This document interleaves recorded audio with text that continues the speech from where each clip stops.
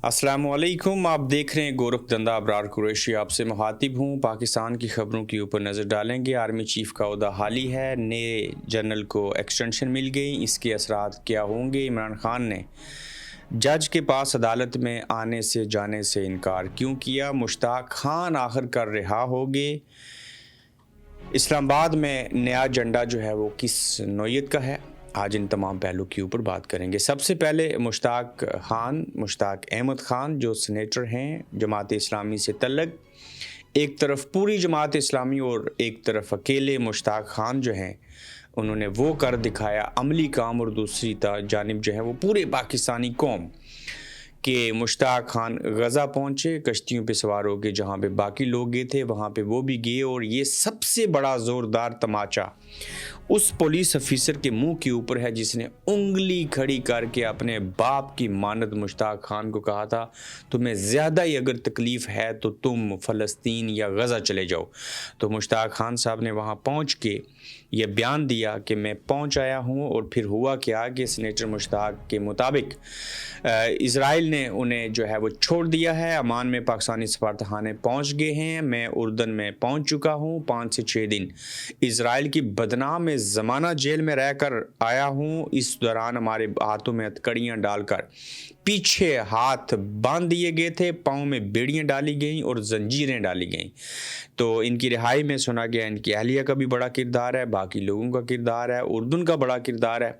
जैसे कैसे भी था, एक नई तारीख रकम की मुश्ताक खान साहब ने और साबित किया कि उनके दिल में दर्द है फ़लस्तीनियों का जिनके ऊपर जुल्म, जबर और सितम किया गया। पाकिस्तान के अंदर देखिए कि फील्ड मार्शल साहब जब फील्ड मार्शल बने तो आइनी तौर के ऊपर जो आर्मी चीफ़ का 4 स्टार का ओहदा है वो खाली है, चूँकि फील्ड मार्शल बनने के बाद आसिम मुनीर साहब जो हैं वो 5 स्टार हो चुके हैं। अयूब खान के दौर में जब ऐसे हुआ तो उन्होंने सब आर्मी चीफ़ जो था वो अपने साथ रखा था, अब भी होना चाहिए। और इस एतबार से देखा जाए तो आर्मी चीफ़ का ओहदा ना सिर्फ खाली है बल्कि एक नए जो आसिम मलिक हैं DGISI उनको एक्सटेंशन दे दी गई और मुल्की हालात के तनाज़र में उनकी सर्विस के अंदर तोसी की गई है और एक्सटेंशन हो चुकी है उनकी, और वो कम से कम 1 साल इस ओहदे के ऊपर विराजमान रहेंगे। ऐसा करके जहाँ पे मुल्की मफाद में ये फ़ैसला किया गया, एक इदारा है उसकी अपनी मर्ज़ी, वहीं पे क्या किसी का हक मारा गया? ये भी कहने में आया है कि जो इस वक्त joint chief of staff army हैं वो रिटायर्ड हो रहे हैं नवंबर के अंदर। जब वो चले जाएंगे तो इनको रिटायर्ड करने के बजाय जो DGISI हैं इनको joint chief of army staff बना दिया जाएगा। फिर नए DGISI आएंगे तो नई तैनाती करने से जहाँ पे कुछ बिगाड़ पैदा हो सकते थे, कंपटीशन था किसको लगाना है किसको नहीं लगाना, तो इन सारी चीज़ों को मद्देनज़र रखते हुए, ऐसे हालात को सामने रखते हुए जहाँ पे DGISI की एक्सटेंशन कर दी गई है वहीं पे ये बात इस बात की गमाजी करती है कि इमरान खान साहब मज़ीद जेल में रहेंगे। वो पहले से पाबंद सलासिल हैं, उनकी मज़ीद जो है वो तोशाखाना 2 केस की हियरिंग होनी है, उसमें उनको सज़ा दे दी जाएगी, दीगर केसेस भी हैं।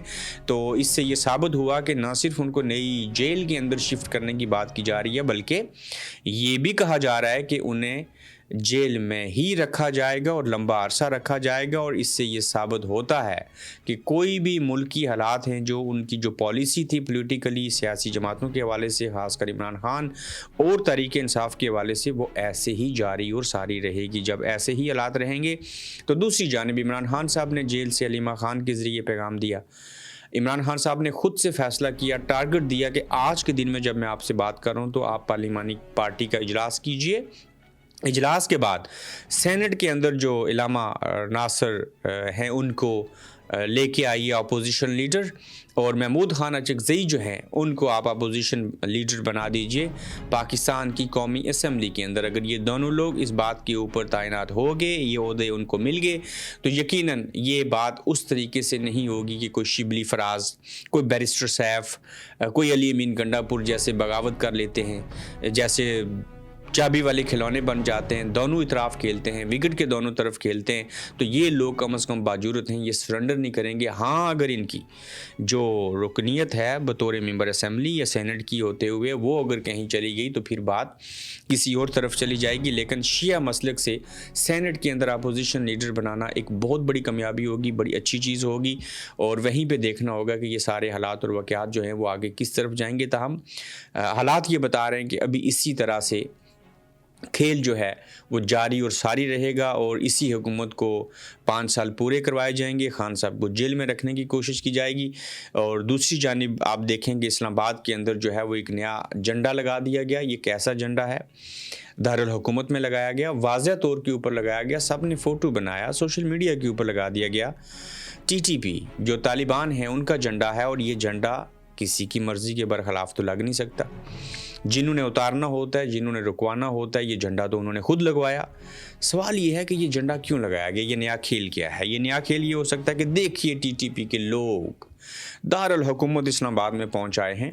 میرا ایک تجزیہ ہے اس کے اوپر، اسلام آباد کے ساتھ راول پنڈی میں ہی اس جھنڈے کو جہاں پہ لگا ہوا آپ نے دیکھا ہے، اس سے تھوڑے دور اڈیالہ جیل ہے، تو لہٰذا بڑا خطرہ ہے، بڑا خدشہ ہے عمران خان صاحب کی جیل کو۔ ایسا ہو سکتا ہے، ایسے بیانات آ سکتے ہیں، چونکہ ٹی ٹی پی والے آگے ہیں، انہوں نے جھنڈا لگا دیا، ملک کے اندر دہشت گردی ہے، خانہ جنگی کی صورتحال ہے، تو ہم خان صاحب کی حفاظت کے لیے، ان کی جان کی حفاظت کے لیے ان کو یہاں سے نئی جگہ کے اوپر شفٹ کرنے لگے ہیں۔ ایک یہ بھی نقطہ ہو سکتا ہے، کچھ اور نکات اس میں سے نکل سکتے ہیں۔ تو اسلام آباد کے اندر جو جھنڈا لگا ہے اس کو فوٹو بننے سے پہلے اتار دینا چاہیے تھا، اس کو لگنے سے پہلے روک دینا چاہیے تھا۔ جب لگا دیا تو سوشل میڈیا کی زینت کیوں بنا؟ تو اگر یہ دارالحکومت تک لوگ پہنچ آئیں جن کو آپ اور میں سارے دہشت گرد کہتے ہیں، تو پھر باقی کیا بچا؟ یہ کس کی ذمہ داری تھی کہ وہ یہاں تک نہ پہنچیں؟ یہ کس کی ذمہ داری تھی کہ وہ جھنڈا نہ لگائیں؟ تو لہٰذا یہ جھنڈا جو لگایا گیا ہے اس کے پیچھے کوئی نیا کھیل ہوگا، نئے اغراض و مقاصد ہوں گے۔ وہ کیا ہوں گے؟ ان میں سے ایک کا ذکر میں نے کر دیا، اللہ نہ کرے ایسی کوئی چیز ہو، لیکن خان صاحب کو شفٹ کرنے کے حوالے سے چیزیں جو ہیں ویسے کی ویسے ہیں۔ آخر عمران خان صاحب جیل میں ہیں، اڈیالہ جیل میں ہیں، 2 سال سے ہیں۔ ایک قیدی جو ہے وہ جیل میں رہتے ہوئے کیسے یہ بات کر سکتا ہے کہ میں انکار کرتا ہوں عدالت میں آنے سے اور جج کے پاس آنے سے؟ ہاں انکار کیا گیا، لیکن تھوڑی سی دیر کے لیے کیا گیا، اور کیا کہا گیا؟ میں ابھی فریش ہو رہا ہوں، مجھے شاور کرنا ہے، جج صاحب کو کہیں میں تیار ہو کے آتا ہوں۔ تو اس طریقے سے خان صاحب کو جب کہا گیا کہ عدالت لگ گئی ہے، جج صاحب آ گئے ہیں، ساری چیزیں ہو گئی ہیں، تو انہوں نے کہا ابھی نہیں، میں فریش ہو لوں، میں شاور لے لوں، تیار ہو جاؤں تو پھر آتا ہوں عدالت میں۔ کیا آپ نے زندگی میں کبھی کسی شخص کو دنیا میں ایسے کہتے ہوئے سنا؟ یہ ایسے کیوں ہوا؟ جج کا تو لوگ ملزم اور مجرم انتظار کرتے ہیں، یہاں پہ تو ججوں کو عمران خان کا انتظار کرنا پڑ گیا۔ کیوں اپنے آپ کو ذلیل کروا رہے ہو؟ کیوں عمران خان کو ایسے کہنا پڑا؟ اگر عدالت لگتی، عدالت میں لگتی، جج عدالت میں بیٹھتے، یہاں تو جج جیل میں جا کے بیٹھ رہے ہیں اور جیل کو عدالت بنا دیا گیا، تو پھر تو ایسے ہی ہوگا۔ پھر یہ نہ عدالت ہوئی نہ جج صاحب ہوئے، اور جب آپ ایسا عمل کریں گے تو پھر کیا ہوگا کہ خان صاحب ایسے کہیں گے؟ دنیا کے کسی شخص کی جرت نہیں ہے کہ جج کو یا عدالت کو کہے کہ آپ انتظار کریں اور میں آتا ہوں۔ یہ تب ہوتا ہے جب آپ اپنے معیار کے اوپر، کردار کے اوپر پورے نہیں اترتے۔ باصورت دیگر تو جج کے پاس کوئی بندہ ملزم، مجرم، عام، خاص جائے، اس کی ٹانگیں نہ کانپ جائیں، وہ لرزہ نہ طاری ہو جائے اس کے اوپر۔ کیوں ڈر لگے؟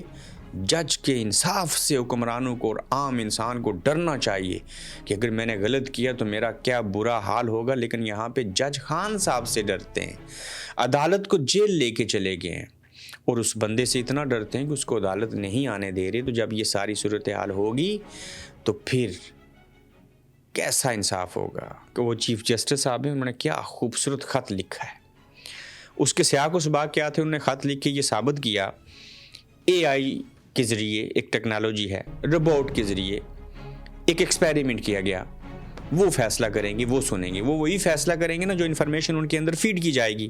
تو جج صاحب نے سپریم کورٹ کے ججوں کو خط لکھ کے وہ پورا واقعہ سنایا کہ میں روبوٹ والی چیز سے اتفاق نہیں کرتا تھا، کہ وہ کیسے انصاف کر سکتے ہیں، وہ تو صحیح انصاف نہیں کر سکتے، جو کہ بات درست بھی تھی۔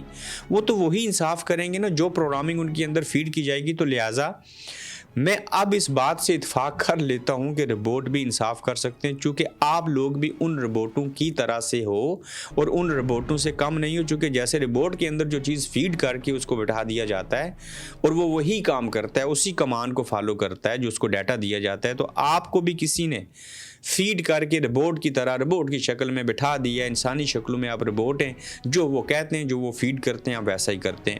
تو اس خط نے ایکسپوز کیا اس نظام کو۔ یقین جانیے کسی اسٹیبلشمنٹ کے، کسی سیاستدان کے، کسی عام عوام کے ٹھیک ہونے کی ضرورت نہیں ہے۔